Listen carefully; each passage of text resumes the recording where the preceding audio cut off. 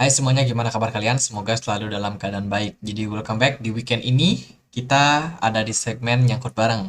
Seperti biasa, aku akan mereview ya untuk kondisi dari market ekonomi dan juga news-news yang ada di market semingguan terakhir. Dan kita akan lihat kira-kira korelasinya untuk satu minggu ke depan seperti apa.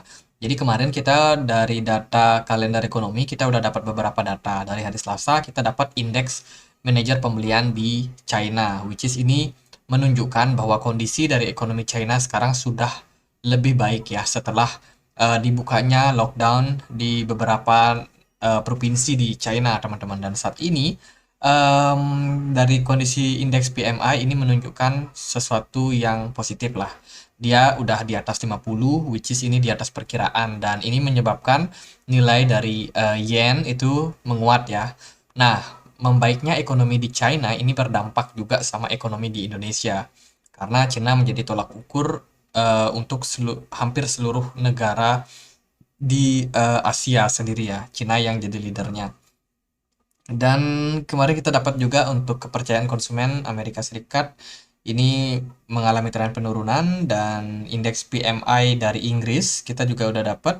So far datanya sedikit lebih baik ya, meskipun sebenarnya dalam kondisi ini Inggris itu sangat rawan teman-teman. Kondisinya mereka di depan ada resesi, jadi udah sedikit lagi mau kena resesi. Terus dari Uni Eropa, ini ada data CPI yang menunjukkan bahwa inflasi di Eropa sana itu sudah mengalami tren penurunan. Dari sebelumnya 9,2 turun ke 8,5. Padahal ekspektasinya itu cuma turun ya sekitar 0,2 ya teman-teman. Dan ya ini eh, menjadi negatif buat euro teman-teman. Sementara dari data yang lain itu kita dapat FOMC dari Kamis tanggal 2 Februari. Ini adalah keputusan daripada The Fed yang akhirnya menaikkan 25 basis point untuk suku bunga. Jerome Powell tidak hawkish, hanya saja dia masih menekankan bahwa mereka masih akan tetap untuk menaikkan suku bunga sampai bisa menekan inflasi ke 2%. Mereka juga melakukan pertimbangan-pertimbangan seperti contohnya masih ada perang, terus juga kondisi ekonomi yang masih belum stabil di banyak negara karena mereka masih berjuang sama inflasi. Kemudian ada masalah ya mungkin supply apa namanya resources ya seperti batu bara dan lain sebagainya itu juga bisa menjadi pertimbangan mereka saat ini. Terus juga kemarin itu kita dapat data dari Eropa juga ya yang ternyata menaikkan suku bunga mereka. Jadi akhirnya Eropa sendiri mengambil langkah menaikkan suku bunga sebesar 50 basis point. Ini untuk euro ya, berdampak pada kekuatan euro yang menguat. Terus juga Inggris juga kayaknya kemarin naikin ya, Inggris itu naikin juga 50 basis point. Dan posisinya saat ini adalah dari Amerika Serikat itu dia punya suku bunga 4,7%, dari Inggris pound sterling dia punya 4%, terus juga dari euro paling kecil ya 3% saja teman-teman. Nah, dari data ini menunjukkan bahwa kondisi daripada US dollar itu tentu lebih menarik daripada pound sterling dan juga euro ya. Jadi ya kita akan lihat ke depannya seperti apa kebijakan dari bank sentral ini dalam hal kebijakan suku bunga mereka. Terus dari data yang penting juga kemarin itu ada data yang cukup mengejutkan yaitu dari non-farm payroll atau NFP atau ketenaga kerjaan non pertanian. Ini datanya sangat di luar ekspektasi. Bagaimana terjadi kenaikan kurang lebih 3 kali lipat daripada prediksi ya. Jadi ini menyebabkan penguatan terhadap US dollar. Mengapa begitu? Karena dari ketenaga kerjaan ini ternyata masih banyak orang yang punya pekerjaan, teman-teman. Nah, ini meningkatkan tentunya ekonomi daripada Amerika sehingga positif untuk kondisi dolar. Jadi Amerika dalam kondisi yang masih sangat strong ekonominya karena ya ketenaga kerjaannya cenderung tinggi. Terus dari oke, ini data minggu depan ya. Minggu depan di kalender ekonomi kita akan dapat beberapa data. PMI di hari Senin ini untuk Inggris. Terus di hari Rabu ada pidato dari Jerome Powell. Ini mungkin perihal bagaimana tanggapan dari Jerome Powell sendiri setelah melakukan kenaikan suku bunga. Ya kita lihatlah dia akan bahas apa di pidato hari Rabu nanti. Terus juga ada klaim pengangguran awal di hari Kamis untuk Amerika Serikat dan juga data PDB. PDB untuk Inggris. Nah, ini udah mulai nih. Sebelumnya itu PDB di kuartal to kuartal Inggris ini udah mulai minus ya, minus. So far kita belum dapat prediksinya seperti apa. Sementara dari year on year ini menunjukkan forecast yang menurun, teman-teman. Artinya Inggris makin terjepit ekonominya dalam kondisi seperti sekarang ini. Kita lihatlah gimana, apakah Inggris bakalan masuk resesi di bulan Februari ini atau gimana. Nah, kita tunggu datanya, teman-teman. Jadi itulah data yang penting ya, mungkin di beberapa minggu ke depan atau minggu depan. Untuk minggu depan ternyata datanya nggak terlalu banyak. Mungkin pergerakan market pun juga cenderung lebih stabil ya, karena tidak terlalu dipengaruhi sama news. Dari Fear and Greed Index, teman-teman, kita sekarang ada di poin 58. Ini menguat ya, menguat dari sebelumnya kita cuma berada di kisaran 2,9. Ini last month loh, teman-teman. Dan ya ini udah mulai terjadi peningkatan. Bahkan kemarin itu Fear and Greed-nya sampai di poin 60. Artinya market udah mulai percaya diri. Dari berita yang lain, Binance itu melakukan ekspansi ke Korea Selatan dengan uh, Gopex Exchange. Jadi dia mengakuisisi Gopex Exchange. Belakangan Binance sangat gencar dalam hal mengakuisisi perusahaan-perusahaan exchange lain. Contohnya toko kripto di Indonesia itu sebelumnya memang sudah dimiliki beberapa persen sahamnya, tapi kemarin baru diberitakan bahwa Binance itu mengambil alih sebagian besar kepemilikan saham toko kripto. Jadi ya sekarang Binance yang punya totally control untuk toko kripto. Terus mereka juga mengembangkan sayap mereka di South Korea. Diberitakan juga Binance mengambil Voyager, mau mengakuisisi Voyager, tapi belum belum tahu gimana kepastiannya, apakah jadi atau masih ada pro kontranya. Terus dari berita yang lain, ini ada Core Scientific ya, yang akhirnya Hannovers dia menjual rig mining mereka. Jadi ini perusahaan miners yang belakangan dikabarkan bangkrut. Teman-teman, sekarang mereka terpaksa menjual ya 27.000 rig mining mereka itu untuk bayar utang, teman-teman. Jadi perusahaan ini perusahaan miners yang berhutang banyak sekali karena kondisi market dalam 1 tahun terakhir di tahun yang lalu itu bearish ya. Ini menyebabkan hash rate daripada para miners turun, teman-teman. Hash rate itu kayak bunga atau penghasilan mereka lah dari hasil mining itu menurun, sehingga bayar listrik, bayar maintenance mesin, rig mining dan lain sebagainya, mungkin bayar karyawan juga itu nggak nutup nih, nggak nutup buat operasional, sehingga mereka akhirnya mengajukan kebangkrutan bahwa mereka udah nggak sanggup lagi. Dan Core Scientific ini bukan perusahaan kecil, dia adalah salah satu perusahaan mining terbesar. Bahkan sahamnya itu bisa diperdagangkan di S&P 500. Bisa diperdagangkan di Wall Street ya, teman-teman. Jadi ya ini kabar yang sangat tidak baik lah. Terus ini ada Ethereum Shanghai Hard Fork ya, yang bakalan datang di bulan Maret nanti. Kita akan lihat seperti apa kondisi daripada Ethereum ke depannya. Ini adalah salah satu upgrade yang sangat penting, mengingat Ethereum adalah salah satu yang paling besar ya di cryptocurrency sekarang, dan dia melakukan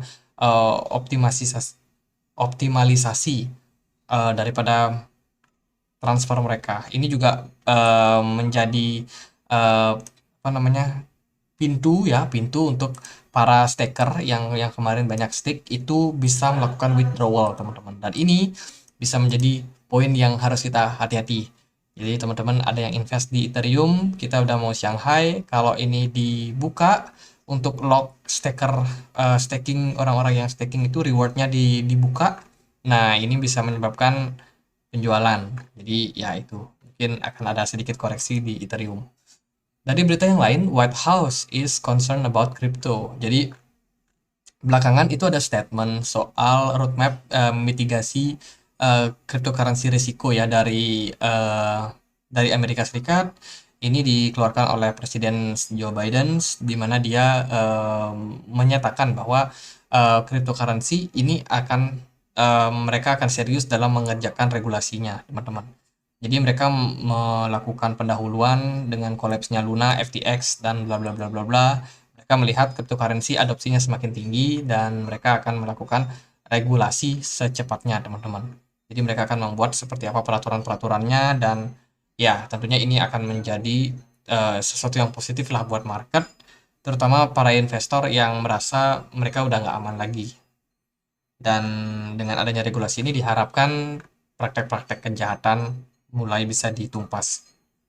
Tapi dengan poin negatifnya tentunya adalah semakin centralized, semakin diatur ya, cryptocurrency semakin diatur. Ini akan menyebabkan harganya mungkin nggak bakalan sangat-sangat signifikan kenaikannya. Mungkin akan sedikit dibatasi teman-teman karena adanya regulasi ini. Jadi regulasi bisa menjadi pengaman, bisa juga jadi penjara. Jadi ya itulah. Oke, ini adalah beberapa data yang aku bisa sampaikan. Ini cukup penting. Dan hari ini, teman-teman, Bitcoin ada di kisaran 23.000.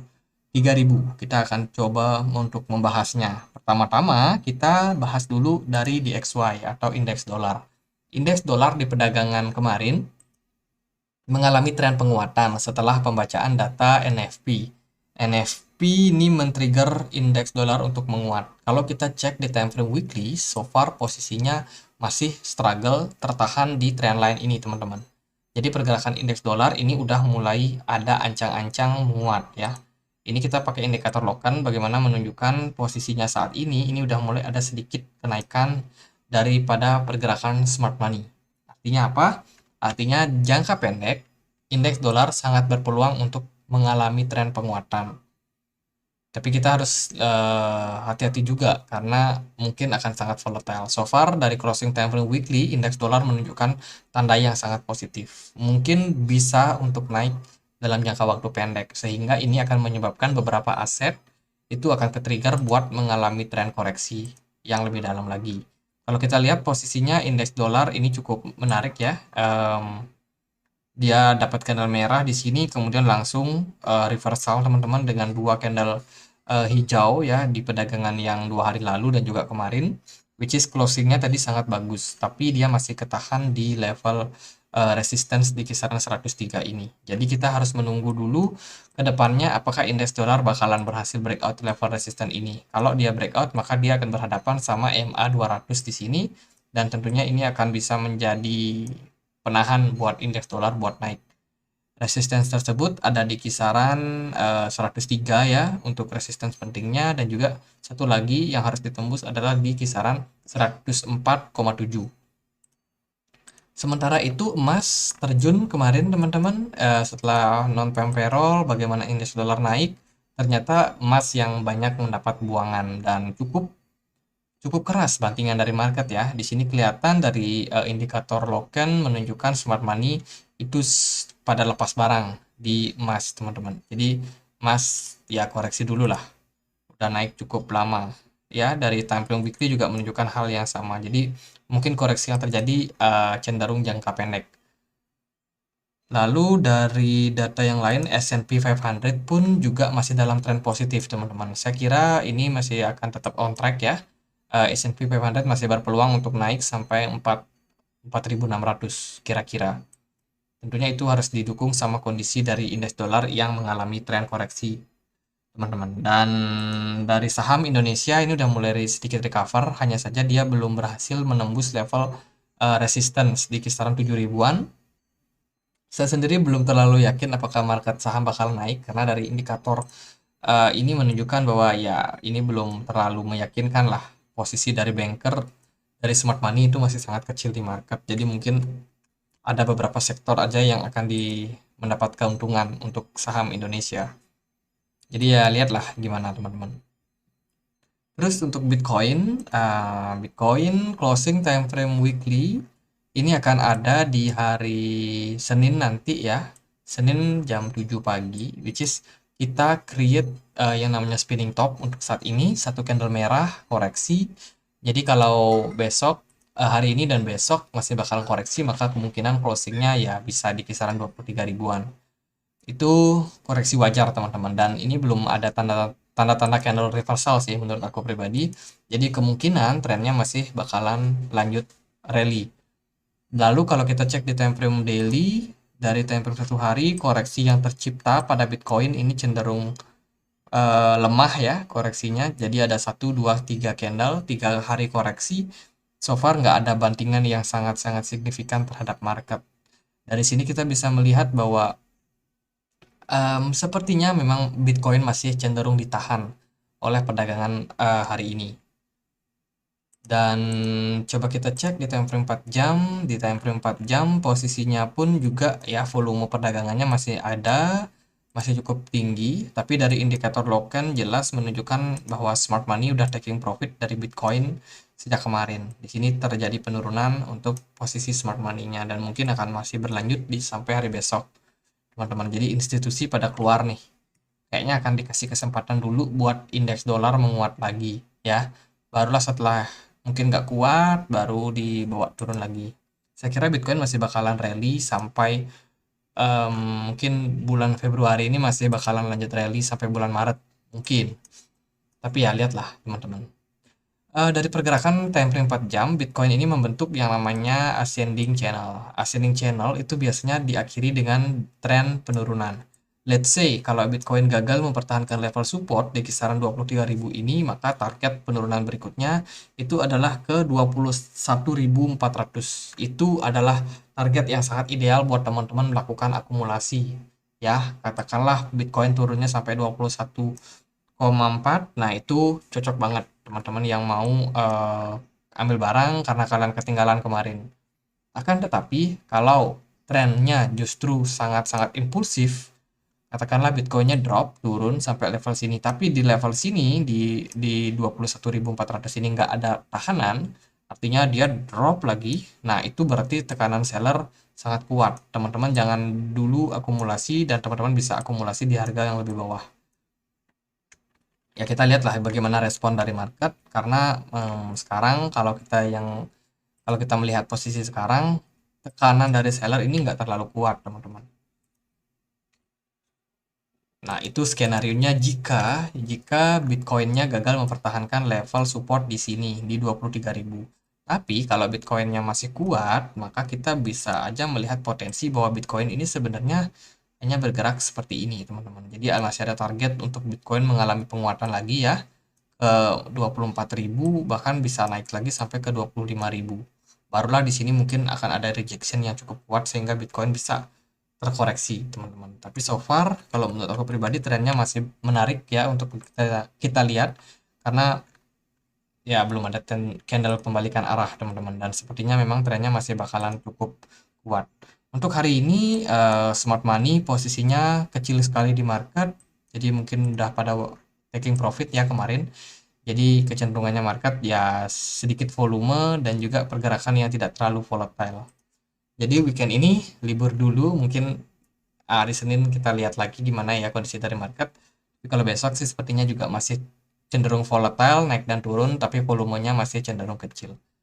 Jadi gitu sih untuk Bitcoin. Sementara Bitcoin turun, BTC Dominance ini sempat drop ya, dan saat ini dia udah berada di sebuah support. Teman-teman harus perhatikan level support dari BTC Dominance karena dia sudah berhasil keluar dari triangle, ascending triangle. Teman-teman kita lihat posisinya. Nah kita akan wajibkan aja teman-teman ascending triangle. Ini kok ada channel ascending triangle itu merupakan pola yang biasanya diakhiri oleh breakup ya. Jadi posisinya kayak gini, dia cenderung sideways dengan resistance yang flat di sini. Jadi kalau kita lihat dari polanya Bitcoin ini sebenarnya cukup mirip. Jadi cenderung seperti ini ya BTC dominance-nya, cenderung flat di sini dan sekarang dia udah ngetes level support teman-teman. Jadi target berikutnya adalah BTC dominance bisa menguat dulu sehingga ini akan menyebabkan mungkin altcoin sedikit tertekan. Katakanlah BTC dominance bakalan tetap kuat di sini. Tapi skenario yang lain jika BTC dominance drop, nah maka masih ada level di sini yang mungkin akan bisa menahan BTC dominance. Dengan kata lain, eh, ascending triangle-nya udah gagal, teman-teman. Sehingga ya BTC dominance bisa aja turun di bawah level tersebut. Jadi itu bisa membuat altcoin lebih tinggi lagi untuk kenaikannya. Karena so far hari ini ternyata Bitcoin koreksinya cukup dalam, tapi altcoin nggak seberapa dalam, teman-teman. Oke, gitu aja untuk pembahasan hari ini. Semoga bisa bermanfaat. Jadi so far kita udah dapat beberapa data yang cukup penting dan ya minggu depan mungkin market cenderung minim sentimen ya. Jadi lihat aja lah kemana marketnya. Oke, gitu aja. Semoga video ini bisa bermanfaat. Kalau kalian punya pertanyaan lain, kalau ada koin lain buat dibahas, tulis aja langsung di kolom komentar. Dan sekian aja, akhir kata saya Andri. Makasih.